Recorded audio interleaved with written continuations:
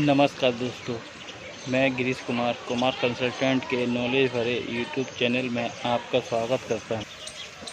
दोस्तों, आज भी आपके लिए एक नई रेसिपी लेकर आया हूं और वो बहुत ही हेल्दी रेसिपी है तथा जिसका उपयोग करके हम आइसक्रीम उद्योग में ये कोई एक नई ऊंचाइयों तक ले आ सकते हैं। तो दोस्तों, आज मैं आपको मैंगो आइसक्रीम बनाना बताऊँगा। मैंगो हमारे शरीर के लिए बहुत ही लाभदायक है। यदि हम इसका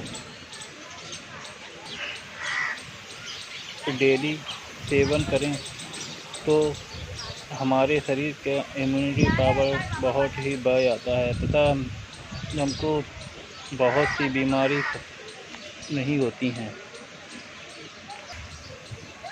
मैंगो में सबसे ज़्यादा विटामिन सी पाया जाता है। विटामिन सी हमारे शरीर के लिए बहुत ही लाभदायक होता है।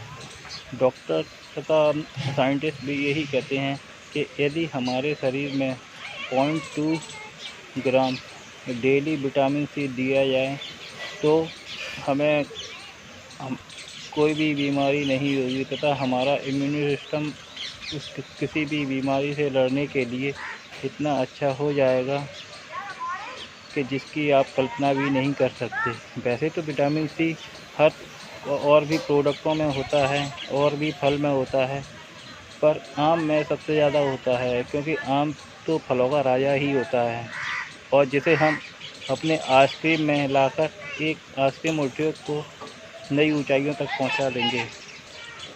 दोस्तों, मैंगो की स्पेसिफिकेशन तथा न्यूट्रिशन वैल्यू स्क्रीन पर भी आपको दिखती रहेगी, जिससे आपको उसके बारे में समझने में कोई ज़्यादा दिक्कत ना हो। मैंगो एक सीजनेबल फ्रूट है और ये हमारे लिए बहुत ही अच्छी बात है कि जिस समय हमारा आइसक्रीम का सीजन शुरू होता है तथा बूम पर रहता है तो मैंगो भी उस टाइम पर अवेलेबल रहता है। वैसे तो मैंगो पल्प के रूप में हमको 12 महीने तक मिल जाता है, जैसे वो अपना हमारा टिन पैक डिब्बों में आता है। और ज़्यादातर हमारे आइसक्रीम के लिए सबसे अच्छा आम है अल्फांसो मैंगो। अल्फांसो में सबसे ज़्यादा गूदा होता है तथा न्यूट्रिशन भी सबसे ही अधिक होते हैं तथा वो हमें सस्ता भी पड़ता है हमारे उद्योग के लिए। तो दोस्तों, चलिए अब हम बात करते हैं मैंगो आइसक्रीम की रेसिपी के बारे में। मैंगो आइसक्रीम बनाने के लिए हमें 66 केजी दूध लेना है तथा 14 KG sugar, 4 KG liquid glucose, 6 KG skim milk powder या SMP, 10 केजी बटर तथा 400 ग्राम स्टेबलाइजर एमल्सीफायर लेना है और मैंगो पल्प 20 केजी लेना है। मैंगो कलर 10 ग्राम तथा मैंगो फ्लेवर 40 से 50 ग्राम डालना है। तो चलिए दोस्तों, आज अब हम बात करते हैं मैंगो आइसक्रीम कैसे बनाई जाती है। तो दोस्तों, सबसे पहले हमें पल्प की व्यवस्था करनी है। पर ज़्यादातर अल्फांसो मैंगो हमारे बाज़ार में आसानी से मिल जाता है। चाहे तो आप उसको ताज़ा मैंगो लेकर उसका पल्प निकाल सकते हैं या फिर आपको टिन के जो कैनिंग में मैंगो पल्प मिलता है उसको भी यूज कर सकते हैं। पर जब हमें ताज़ा मैंगो मिल ही जाते हैं तो हम टिन के डिब्बे वाला मैंगो पल्प क्यों यूज करें, थोड़ा वो कॉस्टली भी पड़ता है। मैंगो पल्प निकालने के लिए हमें पल्पर की आवश्यकता होती है। पल्पर किसी इंजीनियरिंग मशीनरी की दुकान से 35 से 40 हज़ार रुपये में आसानी से मिल जाता है। यदि आपको उसमें इन्वेस्टमेंट नहीं करना है तो आप टिन में पैक मैंगो पल्प का यूज कर सकते हैं, वो भी अच्छा होता है। मैंगो आइसक्रीम की रेसिपी की जानकारी सभी स्क्रीन पर भी दिखती रहेंगी। तो दोस्तों, सबसे पहले हम पास्चराइज़र में 66 केजी दूध लेते हैं तथा उसमें 6 केजी SMP डाल देते हैं, जिससे क्योंकि SMP ठंडे दूध में इसलिए डालते हैं क्योंकि वो ठंडे दूध में जल्दी घुल जाता है, तथा जब SMP घुल जाता है तो हम पाश्चराइज़र का टेम्परेचर 40 से 45 डिग्री तक ले जाते हैं। अब हम इसमें शुगर के साथ में स्टेबलाइज़र इमल्सीफायर डालते हैं तथा उसको पूरी तरह से मिक्स होने तक का वेट करते हैं तथा इसका टेम्परेचर हम 55 डिग्री तक ले जाते हैं। दोस्तों, ज़रूरी नहीं है कि हमारा टेम्परेचर 55 डिग्री ही रहे, इसका 19-20 भी टेम्परेचर हम रख सकते हैं। अब दोस्तों, हम पाश्चराइज़र में मैंगो पल्प डाल देते हैं तथा उसको पूरी तरह से घोल देते हैं। उसके बाद हम इसमें लिक्विड ग्लूकोज डाल देते हैं।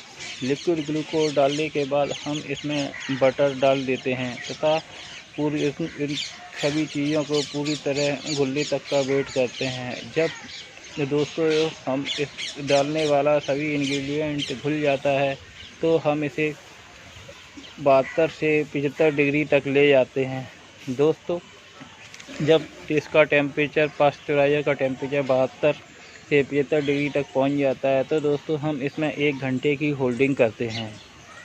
ये है 1 घंटे की होल्डिंग इसलिए ज़रूरी होती है क्योंकि जो हमने इसमें मैंगो पल्प लिया है वो उसका अच्छी तरह से पक जाए तथा उसमें उपस्थित बैक्टीरिया, माइक्रोजर्म्स पूरी तरह से मर जाएं।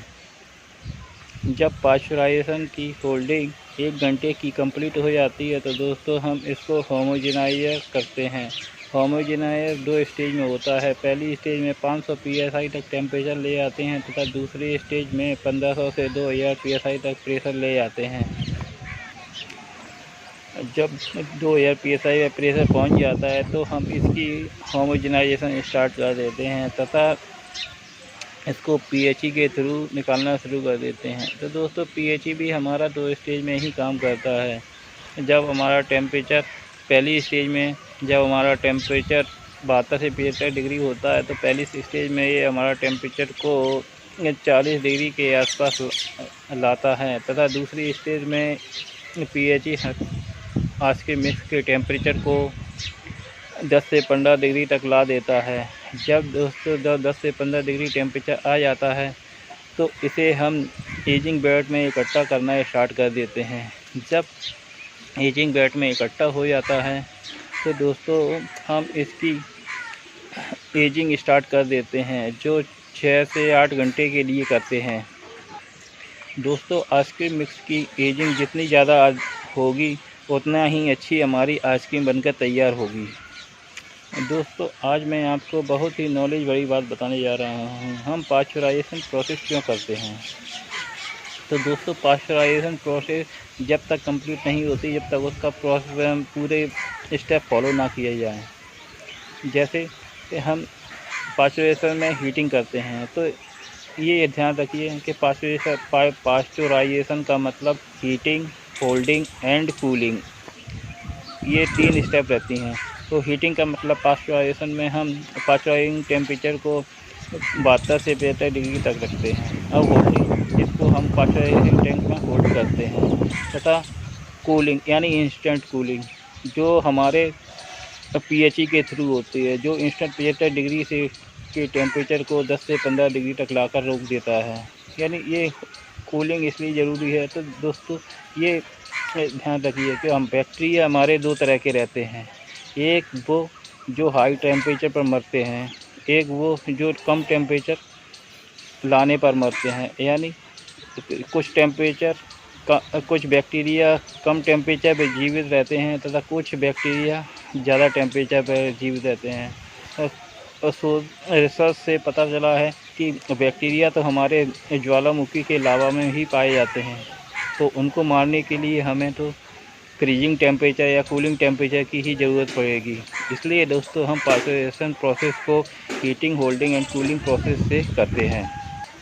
और आइसक्रीम प्रोसेस को कंप्लीट करने के लिए हमको यही प्रोसेस उपयोग करनी होती है और ज़्यादातर फूड इंडस्ट्री में यही प्रोसेस यूज करते हैं क्योंकि बैक्टीरिया मारने की सबसे अच्छी प्रोसेस यही है।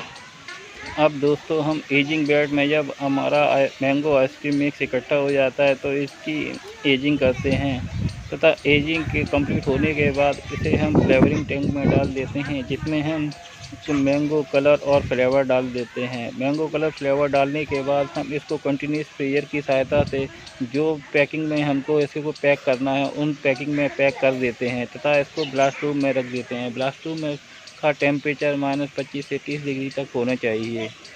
तो जब हमारा 25 से 30 डिग्री टेम्परेचर कंप्लीट होकर हमारा आइसक्रीम हार्ड हो जाता है तो इसे हम कोल्ड रूम में शिफ्ट कर देते हैं। जब हमारी आइसक्रीम बनकर तैयार हो जाती है तो हम इसको मार्केट में सप्लाई के लिए भेज देते हैं। तो दोस्तों बने रहिए कि मेरे यूट्यूब चैनल के साथ में तथा जो लोग मेरे इस चैनल पर नए हैं वो कृपया मेरे इस चैनल को सब्सक्राइब कीजिए तथा बेल आइकन ज़रूर दबाइए, जिससे आने वाली वीडियो सबसे पहले उनको मिल सके। नमस्कार दोस्तों, तो आगे इसी तरह हेल्दी रेसिपी लेकर